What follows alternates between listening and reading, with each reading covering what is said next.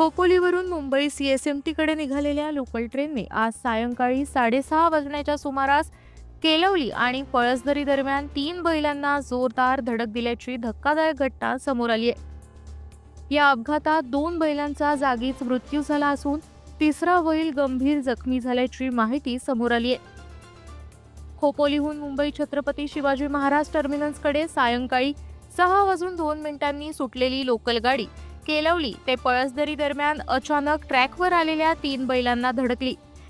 या अपघातात 2 बैल जागीच ठार झाले तर एक बैल गंभीर जखमी झाला।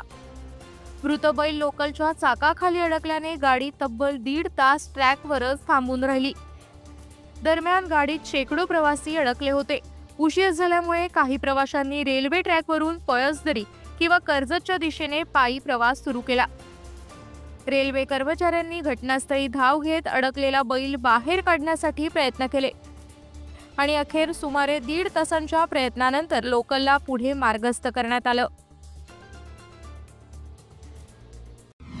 आपल्या परिसरातील ताज्या बातम्या आणि घडामोडी सर्वात अगोदर पाहण्यासाठी कर्जत अपडेटला सबस्क्राइब करायला विसरू नका।